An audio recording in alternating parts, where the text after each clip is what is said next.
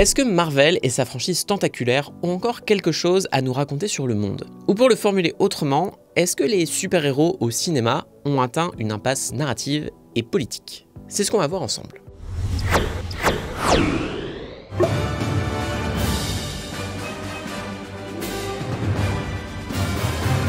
Bonjour à tous, c'est Antoine, et aujourd'hui, une fois n'est pas coutume, je vais me plonger dans une réflexion édito qui me travaille depuis un moment, et cette fois, ça concerne Marvel. Vous n'êtes peut-être pas sans savoir que depuis la fin de la phase 3 et le carton cosmique d'Avengers Endgame, le MCU bat de l'aile et a même incité son grand Manitou Kevin Feige à revoir sa copie. La fameuse saga du multivers a bien galéré à trouver sa direction, et je ne pense pas que ça tienne uniquement à son éparpillement en série sur Disney+. Beaucoup évoquent la fatigue super-héroïque et la fin programmée du genre, qu'on pourrait comparer à celle du western dans la seconde moitié du XXe siècle. Mais le truc, c'est que la seule annonce du casting d'Avengers 5 a suffi à raviver la flamme, et du côté de DC Comics, James Gunn relance une toute nouvelle machine avec son Superman. Donc le cinéma de super-héros a sans doute encore quelques beaux jours devant lui, à moins qu'il ne soit en train de stagner malgré l'évolution naturelle des genres. Quand des codes deviennent trop vus ou revus, ou qu'ils ne sont plus en adéquation avec l'époque et ses interrogations, on les déconstruit. Ça peut se faire par la parodie ou par la démythification, ce qu'on a pu voir avec Deadpool, Logan ou The Boys, et ça commence déjà à dater en fait. C'est pour ça que le Marvel Cinematic Universe n'a pas juste traversé une mauvaise passe. La franchise est coincée dans ses bouleversements qu'elle n'a jamais su pleinement embrasser. Ça a même toujours été son problème, avec cet humour qui désamorce régulièrement la sincérité de ses personnages et de leur monde, surtout quand il faut un peu se moquer d'un costume ou d'un nom ridicule. We are the Thunderbolts! Can't call ourselves that. God, thank you. Mais au fond, le MCU est toujours resté assez naïf, voire même un peu romantique par rapport au genre. Et c'est là qu'il semble y avoir un mur. Est-ce que c'est encore possible de faire ça après presque 20 ans d'existence et la présence d'une concurrence plus grinçante et cynique sur le genre? En bref, est-ce qu'on peut encore croire dans les super-héros de Marvel? Et si ce n'est plus le cas, comment le MCU gère-t-il cette désillusion? Si je me lance dans cet édito, c'est que Marvel Studios m'a semblé avoir deux approches aux opposés l'une de l'autre en 2025, mais qui ont fini par cartographier un spectre thématique et par extension politique autour de cette problématique qui remonte à bien plus loin comme on le verra. Ces deux projets, c'est d'un côté le catastrophique Captain America Brave New World et de l'autre la très perfectible mais intéressante série Daredevil Born Again qui vont encadrer cette vidéo. Vous savez, j'ai fait partie de ces ados qui ont grandi avec Marvel. Ça a indéniablement fait partie de ma cinéphilie naissante. Comme beaucoup, j'étais comme un dingue devant le premier Avengers. La saga m'a accompagné pendant un long moment, avec ses hauts et ses bas, et même aujourd'hui, j'ai toujours la curiosité et l'envie de voir les films et les séries. Bon, pas toutes les séries. C'est pourquoi, en sortant de Captain America 4 Brave New World lors de sa sortie, je n'avais au fond qu'une question. Pourquoi est-ce que j'en ai rien à foutre de ce personnage que j'ai vu pourtant évoluer depuis plus de 10 ans? Vous pourrez me dire que c'est sans doute dû au fait que Brave New World n'est qu'un épilogue à la série Falcon et le Soldat de l'Hiver, où Sam Wilson rejetait sa responsabilité et le symbole du super-héros avant de finalement l'embrasser. Et c'est pas faux. Mais Brave New World avait de quoi travailler encore le dilemme d'un personnage qui est, à la base, beaucoup moins optimiste que Steve Rogers. Il s'interroge sur sa position de défenseur d'une nation dont il porte les couleurs, alors qu'il sait ses élites corrompues et injustes, notamment envers ceux qui partagent sa couleur de peau. Sur le papier, le film avait l'air de prolonger ces questions en opposant directement ce Captain America, qui hérite d'un monde sans Avengers, au nouveau président des États-Unis. On en a déjà vu des présidents chez Marvel, de Iron Man 3 à Secret Invasion, mais jamais au point où ils deviennent le deuxième rôle principal, et qu'on les voit composer avec la réalité d'un monde où la moitié de l'humanité a pu disparaître à un moment donné, et où un Céleste est sorti de Terre. Le truc, c'est que Brave New World est le verre d'eau tiède ultime, avec sa narration de faux thriller cousu de fil blanc, où Sam Wilson se balade de scène en scène dans un récit sur lequel il n'a aucun contrôle. Et peut-être qu'il ne pouvait pas en être autrement. Mettez ça sur le compte des réécritures du film ou du climat politique abrasif qui a accompagné sa sortie avec la réélection de Donald Trump, mais le film essaie autant de noyer le poisson que son personnage. Bon, déjà, vous remarquerez que Thaddeus Ross n'est jamais défini dans le spectre politique pour ne vexer personne, même si tout le monde est d'accord pour dire qu'il est républicain, mais bref. Mais au-delà de ça, il y a une immense contradiction dans le film. Sam Wilson se prétend lucide par rapport au comportement problématique de Ross, mais il pense que la fonction présidentielle est plus importante que l'individu qui l'incarne, et qu'il suffit donc à Captain America de faire des courbettes. The country is lost. Now standing next to the president, even if it's Ross, it gives people hope.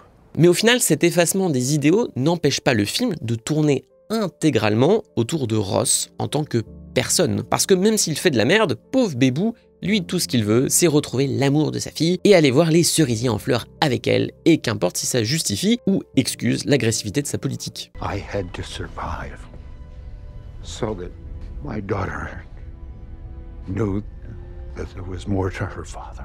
Encore une fois, c'est acquis dans les comics et dans la saga de films que Sam Wilson a une part de désillusion, surtout quand il apprend dans Falcon et le Soldat de l'hiver l'existence d'Isaiah Bradley, un super soldat afro-américain que le gouvernement a jeté pendant de longues années en prison. Pourtant, dans Captain America 4, ça reste une pancarte. Un outil qui prétend agir en toute indépendance, mais qui répond quand même aux appels de l'État sans trop se poser de questions. Et c'est pour ça qu'il est un touriste dans son propre film. Il est juste dans la réaction aux problèmes qui lui tombent sur le coin de la gueule. Il n'est jamais proactif parce que ça supposerait qu'il ait un combat, qu'il milite pour quelque chose. Marvel étant Marvel, il faut que la franchise reste dans une certaine permanence, dans un statu quo confortable qui se prétend nuancé. I know you mean well. You just didn't think it through. You want to protect the world, but you don't want it to change. C'est même le sujet de ce Captain America, qui traite d'une colère qui serait forcément destructrice et irrecevable en politique. Il faut apprendre à la contrôler, parce que Marvel n'admettra jamais que la solution serait peut-être d'abattre le système à la racine, de faire péter le capitalisme et ses symboles dans un élan de révolte. Sauf que ce statu quo, Marvel n'y croit pas plus que son nouveau Captain America, contraint de rester impuissant face aux institutions. Ça pourrait se vouloir naïf, mais on a dépassé ce stade depuis longtemps. Souvenez-vous du final de Falcon et le Soldat de l'hiver, où Sam parvenait à émouvoir et à concerner des sénateurs avec un discours bien neuneux. You've got to do better, Senator. You've got to step up. Alors qu'on sait que dans la vraie vie, tout ce beau monde aurait signé vu et sans tape, ou pire, aurait retourné ses accusations contre ceux qui les pointent du doigt. Quelle indignité. Et ça fait quelques années qu'on le voit ça chez Marvel, cette manière totalement désincarnée, voire comique à force, de raisonner les méchants, comme si plus personne n'avait envie d'y croire. I don't know what to be. Tell me what to be. I don't know, just don't be a dick. Après, vous pourrez me dire que j'attends beaucoup trop d'un divertissement populaire et super-héroïque fait par une corporation qui a avant tout envie de se faire de la thune sans froisser personne. Et vous n'auriez pas complètement tort. C'est d'ailleurs le cœur d'un éditorial que le journaliste Richard Newby a publié dans The Hollywood Reporter au moment de la sortie de Brave New World. Je trouve très intéressant et sa réflexion a en partie motivé cette vidéo. En gros, l'angle de Newby, c'est qu'on a mis un poids sur les épaules du Captain America d'Anthony Mackie que n'avait pas forcément celui de Chris Evans. Si beaucoup attendent des Afro-Américains qu'ils mènent une charge pour leurs droits, pour l'égalité et pour la justice, peut-être qu'on attend de Sam Wilson cette charge symbolique, quitte à vouloir faire rentrer le carré dans le rond. Parce que c'est vrai que je peux pas reprocher à Brave New World d'esquiver quelque chose de trop binaire dans l'opposition entre Sam Wilson et le président Ross, même si certains n'ont pas manqué de tracer un lien vers le troisième acte et l'arrivée du Hulk rouge en un combat entre le progressisme et des figures MAGA à la Trump. C'est assez réducteur et ça suppose que la fiction pourrait non seulement avoir cet impact réflexif sur le réel, mais qu'en plus on forcerait des personnages de fiction dans des positions assez fantasmées qu'on n'arrive même pas à transposer dans le réel. C'est là aussi que se loge cette désillusion que Richard Newby exprime très bien dans son article. Il y avait une époque où je pensais que si la culture des super-héros pouvait atteindre cette actualité, et si ces projets faisaient plus, nous pourrions faire plus. Pendant un temps, j'ai cru qu'on voyait, dans nos comics et dans nos films, un engagement radical envers l'empathie, l'inclusivité et la justice. Mais ce n'était qu'un autre masque, celui des corporations et des gens qui prétendaient se sentir concernés par la justice, pour au final s'en débarrasser dès que le prochain gouvernement le permettait. Et Disney, le distributeur du film qui nous intéresse, en est tout aussi coupable. Les super-héros ne nous sauveront pas. Si vous voulez combattre ce système oppressif pour lequel vous avez voté, alors combattez-le. Mais arrêtez de demander aux Noirs, qu'ils soient réels ou fictifs, de nourrir vos espoirs de façon monolithique à votre place. Alors c'est sûr qu'il y a actuellement plus grave que de voir Captain America être aseptisé au niveau d'un discours qu'on espérait plus engagé. Mais c'est quand même le reflet d'une perte d'idéal. Après, là où je diffère de Richard Newby, c'est dans la comparaison avec Steve Rogers. Oui, peut-être qu'on attend trop de Sam Wilson parce qu'il est afro-américain et que c'est loin d'être anodin quand on est Captain America. Mais cette exigence morale, oserait-on dire ce côté boy scout, Steve Rogers l'avait. Et sans doute plus que ne veut bien l'admettre Richard Newby. Sans même parler de l'aspect méta très malin du premier film Captain America, où le personnage essaie de s'extraire de sa nature d'outil de propagande avéré, il y a le deuxième épisode, Le Soldat de l'Hiver, auquel Brave New World essaie d'ailleurs de repiquer la dimension thriller paranoïaque. Alors je ne vais pas vous dire, comme ça a pu être dit à l'époque, que c'est les hommes du président de Marvel, faut pas déconner. Mais si c'est l'un des opus préférés du MCU pour une bonne partie du public, je pense que ça tient en partie au fait qu'il met idéologiquement son héros en difficulté. Il y a de l'enjeu. Le mec découvre quand même que la société secrète pour laquelle il bosse a été infiltrée depuis des décennies par des néo-nazis. À l'époque, on n'avait pas peur d'appeler un chat, et la politique ultra-sécuritaire qui l'a accompagné était en fait au service de l'émergence d'un nouveau fascisme avec une arme capable de prévenir les crimes.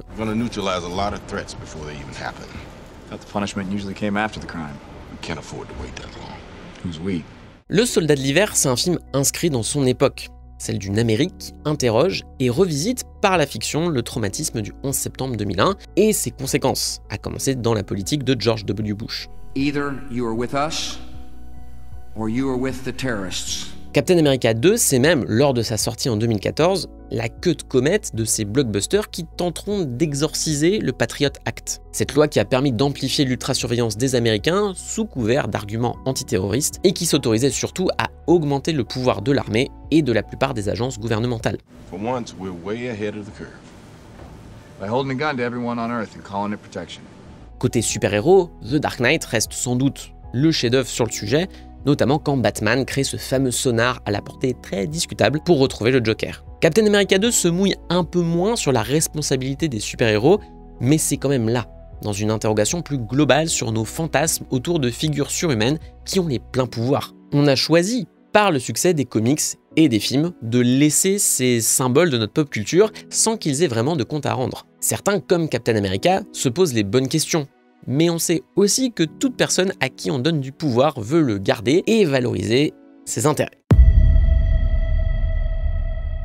Le risque quand vous tenez une saga avec autant de longévité que Marvel, c'est que vous allez forcément être rattrapé par le réel. Et s'il y a bien une décision dont Marvel doit être très heureux aujourd'hui, c'est d'avoir tué Iron Man à la fin d'Avengers Endgame. Le symbole est fort. Celui qui a lancé toute cette aventure sauve le monde dans un ultime geste sacrificiel qui marque la fin d'une époque. C'est beau, c'est émouvant, on a tous pleuré, super. Ce que ne pouvait pas anticiper Marvel, c'est qu'en faisant ça, ils laissaient le pilier de leur univers sur une note positive, avant qu'il ne soit trop souillé par ses équivalences dans le monde réel de la réalité véritable. Parce que oui, pour ne pas tourner autour du pot, le Iron Man version Robert Downey Jr. a puisé une inspiration explicite du côté des manias de la tech de la Silicon Valley, et en particulier du côté d'Elon Musk. Cette filiation a même été assumée, au point où Musk incarne son propre rôle en caméo dans Iron Man 2. Mr. Musk, how are you?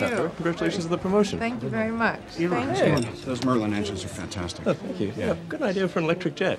You do? Yeah. Then we'll make it work. Au final, il y a même eu une forme d'interdépendance. Musk a vu à quel point la figure d'Iron Man faisait rêver et se l'est accaparé pendant qu'il développait SpaceX, Tesla et sa société d'énergie solaire, Solar City. Comme Tony Stark, il se présentait alors en milliardaire philanthrope et en industriel adepte des énergies vertes. Certains de ses coups de com' dans les années 2010 cherchaient clairement ce rapprochement. Il y a eu par exemple ce prototype d'outil de design en 3D manipulable avec les mains, directement inspiré des technologies holographiques de Tony Stark. Mais il y a une différence majeure entre Tony Stark et Elon Musk.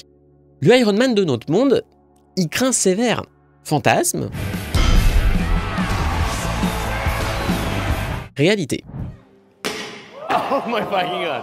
Bon là j'ai pris un exemple extrême et assez rigolo, mais justement, Elon Musk se nourrit du côté showman de son clone de fiction, tout en prouvant d'année en année que tout ça n'est qu'un bel écran de fumée. Pour la chaîne YouTube de l'Humanité, le vidéaste Bolshevik a analysé de façon très intéressante l'une des nombreuses polémiques qui entourent Musk en ce moment, le fait qu'il triche aux jeux vidéo alors qu'il prétend être l'un des meilleurs joueurs du monde sur Diablo 4 et Path of Exile 2. Ça peut sembler complètement anecdotique, mais pour reprendre Bolshevik, le succès de Musk et des entrepreneurs en général, vous savez ceux qui ont tout inventé dans leur garage sans l'héritage de papa, ça tient à un storytelling. Leur vision du monde elle est notamment nourrie par la culture geek, celle qui était avant raccordée aux asociaux et autres inadaptés qui avaient soudainement pris le pouvoir. Musk l'a bien compris et a fait en sorte que Marvel et plein d'autres objets de la pop culture servent la soupe à son storytelling. Sauf que maintenant, on peut faire le comparatif. Et ça devient compliqué d'apprécier Iron Man avec des yeux d'adulte. Parce que Iron Man, à la base, a été créé par Stan Lee comme une forme de bravade, un personnage détestable de marchand d'armes milliardaire qu'il allait rendre populaire et sympathique auprès de la jeunesse des années 60. Au cinéma, Stark se détourne de ses activités militaro-industrielles quand il saisit pleinement leur impact et devient Iron Man pour réparer ses erreurs. Son arc narratif, c'est celui d'une rédemption difficile,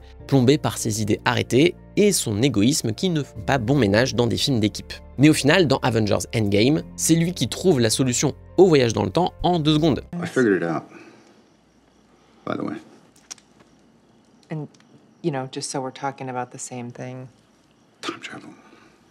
What? Pourtant, c'est celui qui a le plus à perdre en voulant remonter le temps, mais il accepte quand même de laisser sa femme et sa fille derrière lui pour le bien commun. Mais ça, c'est la version hollywoodienne, tandis que le réel nous a bien montré que, oh surprise, si on ne contrôle pas l'homme le plus riche du monde, il va en profiter pour, à tout hasard, racheter un réseau social et en faire une plateforme pour ses idées, des idées qui ont méchamment vrillé du côté de l'extrême droite et du complotisme, à grands coups de désinformation, de révisionnisme et de salut nazi. Ah non pardon, de salut romain plein d'amour de la part d'un autiste enthousiaste.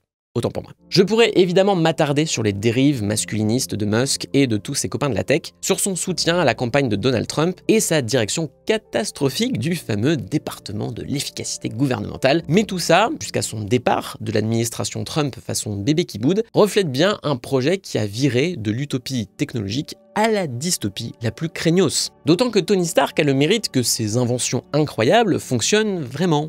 Musk, c'est la version incompétente d'Iron Man, qui fait péter la plupart de ses fusées et crée des voitures avec d'énormes problèmes de fabrication. D'ailleurs, ironie involontaire, mais le caméo d'Iron Man 2 dont je vous parlais tout à l'heure, c'était pour la production une sorte de remerciement, parce que Musk avait autorisé l'équipe à tourner quelques séquences gratuitement dans une usine de SpaceX. Sauf que ces scènes-là, elles se passent dans l'entrepôt de Justin Hammer, l'adversaire de Tony Stark qui s'avère absolument nul en tout, soit la fraude qu'Elon Musk se révèle être aujourd'hui. À la revoyure, c'est drôle, mais ça prouve bien aussi que cette méritocratie de façade, qui justifie pour ces mecs-là d'être en haut de la chaîne alimentaire, n'a juste plus de sens. Et ça vaut pour les super-héros. Pourquoi on leur donnerait autant de pouvoir et de liberté si c'est pour en arriver à ce résultat? Donc là, c'est le moment où je pourrais vous dire que Musk a presque gâché Iron Man et le futur technologique radieux qu'il nous promettait. Mais en fait, le verre a toujours été dans le fruit. Le cinéma de Marvel Studios n'a jamais été si naïf que ça. C'est juste qu'ils ont souvent préféré cacher certaines problématiques sous le tapis. Le cas d'Iron Man est intéressant parce que c'est l'une des premières fois où cet imaginaire de l'entrepreneur de la tech prenait autant de place à Hollywood. À ce moment-là, personne ne savait de quoi serait fait l'avenir. Et pourtant, il y a toujours eu cette pointe de méfiance envers le comportement de ces mecs-là. Tony Stark, on le sait, il est moqueur, égocentrique et inconscient avec ses gros joujoux, et les films en jouent. Iron Man 2, qui a pour principal problème de laisser le personnage s'en tirer avec d'éternelles pirouettes narratives, essaye tout de même de le mettre dans la sauce. Il refuse de donner sa technologie à l'armée américaine, ce qui n'est pas une mauvaise chose en soi, mais son argument, c'est juste que la concurrence a trop de retard dans le domaine. C'est bêtement court-termiste, et ça n'empêche pas une nouvelle course à l'armement. I have successfully privatized world peace. 20 minutes later. Et puis il y a même une scène loin d'être innocente un peu plus tard. La gestion de Stark Industries est en plein chaos et Tony choisit de nommer Pepper Potts en tant que nouvelle PDG de la boîte. Elle lui demande de s'investir sur les contrats en cours du côté des éoliennes et de l'écoplantation et voilà ce qu'il répond. I don't care about the liberal agenda anymore. It's boring. Boring. I'm giving you a boring word. Pas besoin de vous dire que pour Elon Musk, ça n'est également plus du tout une priorité. Iron Man 2 sort en 2010, soit la même année que The Social Network, qui réfléchira à l'impact de Facebook dans nos vies via son créateur. Et à partir de là, on a vu à quel point Hollywood aimait mettre en scène les grands patrons de la tech comme des menaces qui se sont confirmées avec les années. Donc au fond, Iron Man a toujours un peu emmerdé Marvel, qui en a fait une figure instable, qui ne réfléchit jamais à l'impact potentiel de ses créations, qu'il s'agisse de ses armures ou d'une IA destructrice qu'il voulait créer pour sauver le monde. Est-ce que c'est vrai qu'on va tous crever? Ah, question directe. Non, on ne va pas tous crever, du moins pas tout de suite. Smiley avec une petite goutte de sueur sur le front pour indiquer une gêne. Civil War est un bon exemple de ça, car les accords de Sokovie pour réguler l'action des super-héros n'a jamais au fond vraiment intéressé le MCU. Donc ce qui est une question politique pertinente est évincé au moment où Tony Stark découvre que le soldat de l'hiver a tué sa maman et son papa. Le troisième acte du film ne repose plus sur des idéaux politiques, mais sur une vendetta personnelle. Et même si Marvel a fini par permettre au personnage d'être un héros sacrificiel, il s'est toujours raccordé à sa réalité peu reluisante. Et c'est peut-être l'autre problème d'une saga aussi longue, les gens changent. Et sur la durée, une franchise comme le MCU ne peut que montrer le moment où un personnage passe du mauvais côté de la barrière. C'est marrant, j'ai l'impression d'avoir déjà entendu ça quelque part dans un autre film de super-héros. Je l'ai sur le bout de la langue là. You either die a hero or you live long enough to see yourself become the villain. Oh. Marvel a souvent eu pour qualité ses choix de casting, notamment lorsqu'une touche de métatextualité a pu être ajoutée à un rôle. Pour moi, le meilleur exemple de ça reste encore la présence de Robert Redford en Alexander Pierce, le vilain de Captain America, le soldat de l'hiver. On y revient encore. Pour un film qui assumait ses références du côté du thriller paranoïaque des années 70, c'était un joli clin d'œil que d'aller chercher l'acteur mythique des Hommes du Président et des 3 jours du Condor. Ce qui est peut-être plus inconscient en revanche de la part des frères Rousseau ou de leur directrice de casting, c'est que ça ajoute un autre sous-texte. En faisant jouer à Redford un patron de société secrète machiavélique comme celle qu'il combattait par le passé, il y a cette idée que la permanence d'un héros et ses certitudes finissent toujours par le transformer en antagoniste aux yeux d'un monde qui change. Et comme le modèle de Marvel repose sur la stagnation et des retours à zéro, ces personnages ne sont pas vraiment à même d'accepter le changement. Et c'est pour ça qu'à force, ce sont les méchants qui sont devenus les plus intéressants. L'un des clichés les plus prégnants du cinéma hollywoodien récent, c'est le fait de vouloir donner raison à un antagoniste, concerné par le souhait d'un véritable changement social, qui implique une forme de radicalisme, pour mieux le décrédibiliser derrière. Leur radicalisme suppose qu'il va impacter, parfois peut-être violemment certaines personnes, mais globalement, on sait que ça reste les plus aisés. Et ça forcément, Hollywood, ça ne lui plaît pas. Donc il faut que votre méchant, par ailleurs très convaincant, se comporte soudainement comme un psychopathe et tue un paquet d'innocents pour rien, histoire de bien rappeler que c'est le méchant de l'histoire. Et que le problème, c'est pas tellement son propos, mais sa méthode. C'est le fameux retournement de situation autour de Daenerys dans la saison finale de Game of Thrones qui a tant fait râler. Étonnamment, chez Marvel, le public a été beaucoup moins dur avec Killmonger dans Black Panther, qui fonctionne pourtant sur l'exact même principe. Tout le long du film, le personnage marque des points en évoquant l'isolationnisme du Wakanda et ses œillères quant à la souffrance et l'oppression des communautés noires à travers le monde. Surtout qu'en parallèle, on a bien vu que T'Challa se comportait en jeune roi un peu mou, pas vraiment porté vers la révolution. Killmonger est la véritable force narrative de Black Panther. Mais comme ses actions deviennent trop extrêmes, il devra se contenter de mourir en donnant une leçon à T'Challa sur la réalité du monde, pour que lui puisse l'appliquer pacifiquement. Ce qui concrètement veut dire construire des centres sociaux dans des quartiers chauds américains. Yay, que de progrès. Mais bien sûr, le cas le plus intéressant, c'est celui de Thanos. S'il y a bien un truc qui met à peu près tout le monde d'accord, c'est qu'Avengers Infinity War est à l'échelle de Marvel l'une de ses plus belles réussites. Et il est vrai que ça tient en partie au fait d'avoir fait de Thanos le protagoniste principal du film. Dans sa quête des pierres d'infinité, c'est lui qui structurellement fait avancer le récit. Il est le héros de sa propre histoire, ce qui annonce la défaite inéluctable des Avengers. Alors, c'est vrai que c'est plutôt malin, même si c'est loin d'être si osé ou révolutionnaire que ça, mais je l'ai toujours perçu comme une nécessité, comme la seule manière de raconter correctement cette histoire. Parce que comme on vient de le voir, les Avengers n'ont pas ou peu de conviction, donc ils ne peuvent pas être la force morale du récit. Un protagoniste et un antagoniste, ils doivent s'envoyer dans les cordes, s'opposer parce qu'ils ne sont au fond pas si différents, ou parce qu'ils traquent le même objectif. Sauf que le débat ou le renvoi d'idées n'a pas sa place chez les Avengers, même quand Thanos essaye de tendre la main à ses adversaires. You're not the only one cursed with knowledge. My only curse is you. Leur seule ligne de défense, c'est que c'est pas bien de tuer des gens. When we faced extinction, I offered a solution. Genocide.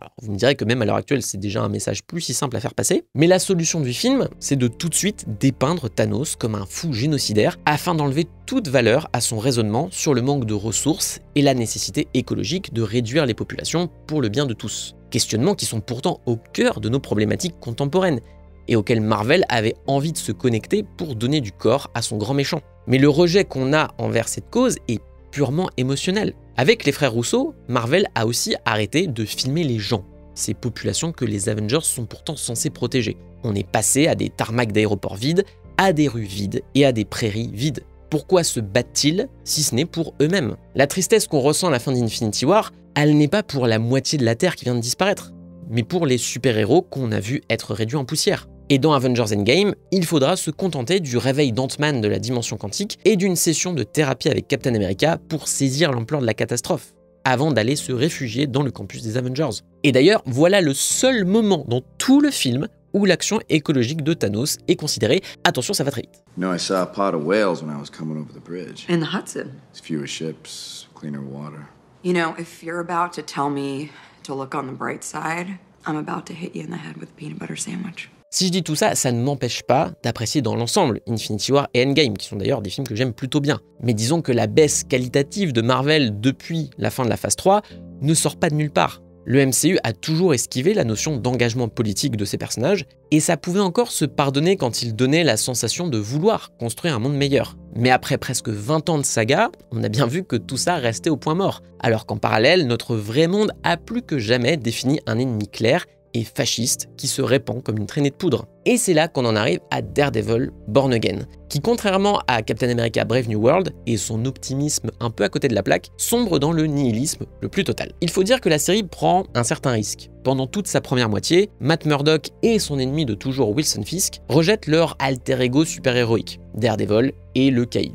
Après un événement traumatique dans l'épisode 1, Matt Murdock voit les limites de ses activités de justicier et décide de croire à nouveau dans le système en se contentant d'être avocat. Fisk, quant à lui, devient maire de New York et prétend s'éloigner de ses activités criminelles d'antan. Bien évidemment, chassé le naturel, il revient au galop, mais ce que propose la série, c'est de montrer à quel point le parcours de ces deux personnages est identique. Matt assiste à des injustices quotidiennes et aux manquements du système judiciaire américain. Et de son côté, Fisk a beau développer une politique populiste axée sur l'insécurité, ses tentatives pour améliorer la vie des New-Yorkais sont toujours sapées par une bureaucratie à deux vitesses et une aristocratie qui a bien plus de pouvoir qu'on ne le croit. Dans les deux cas, c'est l'appel de la violence qui résonne et qui se confirme avec l'épisode 6, où le héros et son méchant se battent chacun de leur côté dans un montage parallèle qui raccorde leurs mouvements dans un ballet chorégraphique. Les super-héros avec des convictions agissent désormais par désespoir d'un monde qu'ils ne peuvent pas changer autrement, tout comme leurs adversaires. C'est la conclusion que tire Born Again. Les héros et les méchants ne peuvent plus être distingués, et c'est d'ailleurs l'argument dont se sert Fisk pour justifier une milice de flics corrompus, très fiers d'arborer le symbole détourné du Punisher.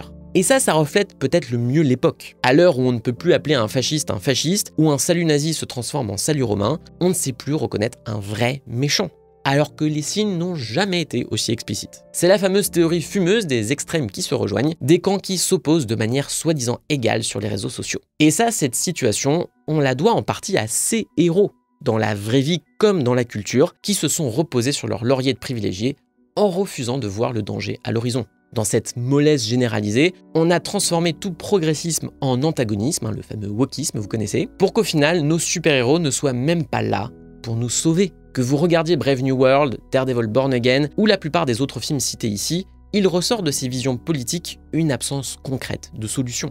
Tout reste vague, dans l'espoir comme dans le désespoir, parce qu'il faut bien continuer de garder une cohésion et vendre des tickets de cinéma sans prendre une direction trop franche. Bien sûr, comme l'a dit Richard Newby, il y a plus grave à l'heure actuelle que de s'attaquer au manque de couilles de notre pop culture, mais c'est toujours un indicateur des mœurs du moment. Et quand il s'agit d'une franchise avec autant de longévité que le Marvel Cinematic Universe, sa dérive est loin d'être innocente. Et ce n'est sans doute pas un hasard si l'enthousiasme de la population new-yorkaise qu'on voit dans la bande-annonce des 4 Fantastiques passe par une autre dimension du multivers, dans un rétrofuturisme qui n'a plus grand-chose à voir avec notre réalité. Et ça sera justement intéressant de voir si ce film-là arrive à remettre à tout le monde des étoiles dans les yeux. Si on arrive à nouveau à croire dans nos super-héros. Merci à vous de m'avoir suivi dans cette longue réflexion qui me trottait dans la tête depuis quelques mois. Je suis bien content d'avoir pu enfin la coucher. J'espère en tout cas que ça vous aura plu. N'hésitez pas à le dire en commentaire. Et je vous rappelle, comme toujours, que pour qu'on puisse proposer gratuitement ce type de contenu qui demande beaucoup de travail, le mieux c'est encore de soutenir Écran Large. Ça passe par un abonnement sur notre site qui vous donne accès à des articles exclusifs chaque semaine. Le lien est en description. Et si vous voulez encore du Marvel, je vous renvoie à notre critique vidéo de Thunderbolts, pour le coup l'un des derniers bons Marvel dont j'ai même pas eu le temps de parler ici d'ailleurs. Sur ce, à la prochaine.